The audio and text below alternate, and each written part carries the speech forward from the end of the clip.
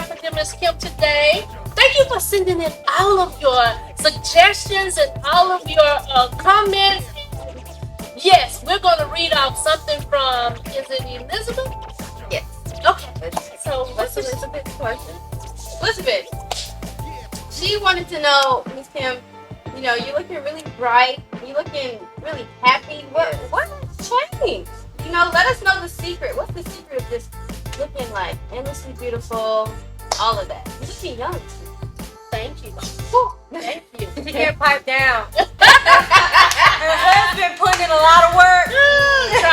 Trying to figure out where I am. That's Cat. Ooh. Don't let her confuse you. Yeah. No. How you know I see him all the time. Yes, Oh, that would be a daughter, but I you know, hear mothers, it. we have to keep things from our daughters, so you know what she's doing. She's looking for something, but she can't find it because you know I'm experienced, I'm mature, and she got to get there. She's not quite there. She don't understand yet. I give her another 10 years. Ooh. 10. All I know, She's is still in those I'm human trying to be like my mother and my father. Their relationship is outstanding. and that's what we should talk about. Yes. That's exactly what we should talk about, because parents who are like my husband and I have been there together 30 years, and of course children want their parents to be ultimate in love, and you know, actually being married is a job. Yes. It is. And I tell people that you don't eat chicken every day. So, you know, So what's that? what it means is a 30-year relationship or more has been through ups and downs. And basically, what an individual or individual should understand is each relationship belongs to that relationship or those people. And it's not up to us to rely on the society norms. You know, once you've been married and whatnot, you have to rely on the commitment between the two people and what you choose to do in your relationship. It doesn't matter what everybody else is saying or what everybody else's expectations are, because that's flawed. What's real is what you have between the two of you, the commitment. And if our relationship says, okay, we are together, we understand we're going to be together, but we're going to see other people, as do Will and Jada, but they're still together. But that's their relationship. Who am I to judge? Right. And so everybody has to deal or develop their own relationships, and there should be no judgments. Right. That's it. And don't you see Jada? You see how good she looks? Yes. That's because And she you has see how good you look? and that's because I have the ability to do exactly what I see fit. And so this And that's beautiful. and that's beautiful. And I just said that. And here again, another thing that we can discuss, because she's bringing on such great information today, the difficulties between a mother and a daughter. Let's talk Wow. about it. Let's talk about this. These are all women, you know, and we all have mothers, obviously. Yes. Yes. And there's a tug of war between a mother and a daughter. Why do you think that? Because you know, in the world, they say that your daughter is exactly who you are, and that's why you guys tussle so much. So, in my experience, well, my daughter has always been that way. Like, she has always had that tug of war with me. But I'm thinking that, you know, you're two strong women and you want to be the one in charge. But you have to stay in your lane. And that's something that we don't understand and know, because, you know, it's just something that it's just natural. It's something that we do, but we don't understand what we're doing. And so we're each trying to position ourselves. And we have our own individual thoughts and ideologies, but we need to understand that I am the one with the experience. And so therefore, you should listen to me, take my information and balance it. And when I see, if as the mother and grandmother, if I see something that's not going correctly, I can say, look, let me tell you this is going on. And you not just you know, which is what she does. Time I open my mouth is what's your take on it? What do you think? She don't tell me her take on situations. She talks at me. And I think as being a daughter to any mother, it's ways of doing it. You know what I'm saying? Talk to me like I'm 3. Talk to me like I'm 3. That's what I did. No. Everyone knows how you talk to a child. Yeah. No, baby. Let me explain like this. Come here. Let me sit you down. Talk to me like I'm a kid. With love and passion. Like you're talking to that 3-year-old child. She talks to me like I'm some hoodlum in the street. You know what? I'm not gonna put that there because she would probably talk to a hoodlum with a lot of respect. So I'm not even gonna sit here and say that. It's just so disrespectful. And the disrespect, parents think that the disrespect is going to push them to move. And it doesn't. It makes it worse, as a child. And I don't want that with my mom. Because me and my mom, we have a great relationship. This is my best friend. The only thing that gets in the way, of that is my 4 kids. That's it. If I didn't have 4 kids, we'd be doing everything together. Because she just tries to tell me how to raise my kids, and some of the things I've heard her say, I'm not even going to share. Because those are, still down, dipped, thrown away in the ocean. But it's crazy. Mothers and grandmothers, you understand, we do it best. And I simply try, and I do let her do things on her own. But when I see something, why, as a mother and a grandmother, and everybody knows about this, I have experienced things, and because I've experienced, can see it a mile down the road. And I'm like, oh, let me stop this. But you still want to keep going.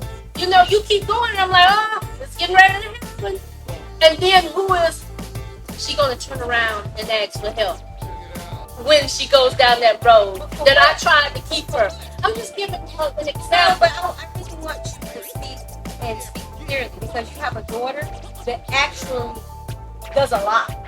Like, I'm not like one of these women out there, one of these kids out there that is completely unhinged. Like, you need to, I tell her all the time, she needs to appreciate me for how I am because she's raised a fabulous daughter. I'm very respectful. I have 4 kids, a husband. I'm on the right path. I could be out there, turning up in the club saying F my kids, doing this to the third, dropping them off with her 24/7, just in the street. But no, I am a high class, valuable wife and a mother.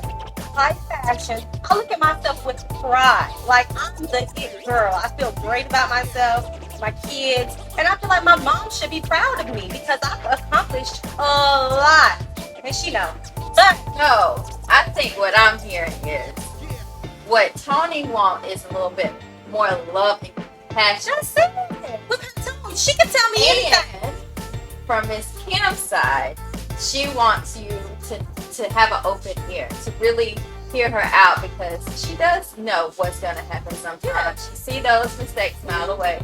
So I think you need to have an open ear, and she needs to have love and compassion. My ears are open. Well, you all, this has become Dear Miss Jessica.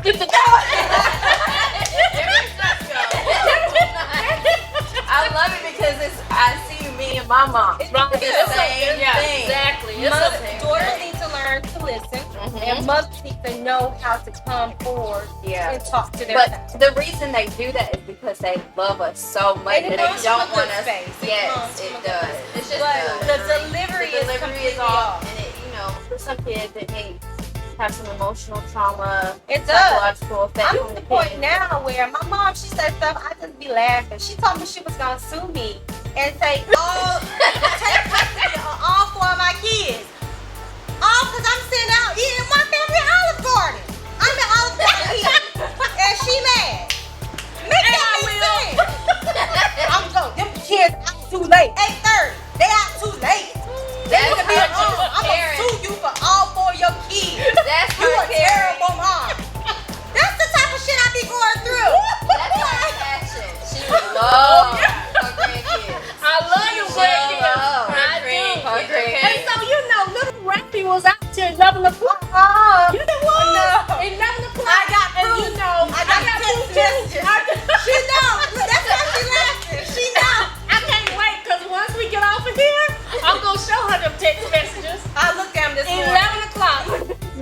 to my daddy telling him like my mama's crazy. Yeah. That's I want a boy. You know, for my first child, I want a boy. You know, if I had to pick, I would pick a boy. Because I just know that And hey, that's a whole subject. Yeah. Yes. I can see it crazy both ways. Yeah, both ways is crazy. Pros and cons for each. But I will say, I really do love Joshua. I do too. Really? I really love it. I literally just looking at y'all like, yes. Did Wow. you all put my room in here? See, it be her. Yeah, I be chilling. I be chilling all the time. But my mom, she be hot heat all the time. All the time. So are you choosing love to with your kids? Like how Oh are you yeah, saying it? she gets mad. She tell me I don't spank my kids. I don't whoop them. I don't put them in their place. Like it's a whole. I don't do a lot because I choose to talk to my children. I choose to sit them down and say, hey, let's talk about this. Y'all, let me tell you this. Dude, we're gonna have to extend this one because there's a lot that we can say about it. Yeah. Like you got to understand that I say with Sasha, she is on 100 all day, every day. She's a little gymnast. Yes, she's a gymnast and she will climb this and jump off. And the thing that I have an issue with is she'll jump off and you say, oh, don't do that, Sasha. But when you turn your head, she'll do it again. And so those things scare me. Yeah. He will climb the fence at our house. And so I go, oh, sissy, you know, and my fence at home has a spike in it. Yeah. If she slips, you know, you actually have to watch Sasha 24/7. She's a daredevil. She's a daredevil, and it's scary to me. So when I tell her, sissy, you know, you need to give Sasha a spanking, like be a little bit more demanding of her. This is how I look at it. Would you want to beat your child and whoop them and put that fear in them? Or would you want them to listen to your voice and you talk and say, hey, that can hurt you? I don't want to beat my kids and put fear in them. To But make them you're using very harsh words. No. Because I've seen words. because something beat and that's not a word. A Beat whipping or or spanking. Well, Those now are different words. Nowadays, Mean different things. it's 2022. They say that you can't even whoop a child. Yeah, you can. You can get the parent can get in trouble. They will. It might be different, but it's about balance. Yeah. And I so- think that's what's I want to missing give the them. balance. I want to give them balance, but I want them to hear me. Yes. I want them to hear me, and I want them to listen to me. I don't want to scream, yell, and whoop, spank for you to stop and say, "Let me listen to my mom." Yeah. I want you to just listen to me and listen to my voice and say, "Hey, I have to listen." Yeah. You know, and build that connection with my children. Yeah. Well, I guess. And I take the time. A lot of parents don't take the time. My mom should be pat my back like, wow, my daughter, she's so great. She's so awesome. Oh, I wish I could be Tony like my wants to daughter. accolade. She do. I know, right? She's really begging for it today, right? Whoa! She wanted to hear that from you, though. No, but she gets that. But when it She comes, don't, girl. You should see my text Yeah, messages. You were her daughter, and you see them text messages, you would be depressed. You would probably be in a mental institute with a white coat on, like, she's so extra. she's so dramatic and extra. Oh my God! Y'all don't understand what I be having to do. I have to put myself in therapy. I have to fix my crown. Every morning when I look at myself in the mirror, like, whoo, I gotta get ready for my mom. Because it's extra. It's extra. Hey, you got to do what you got to do. Yeah. But And I don't anyway, apologize for it. Thank you so much for joining us for another episode of Dear Miss Kim. Y'all are funny. Y'all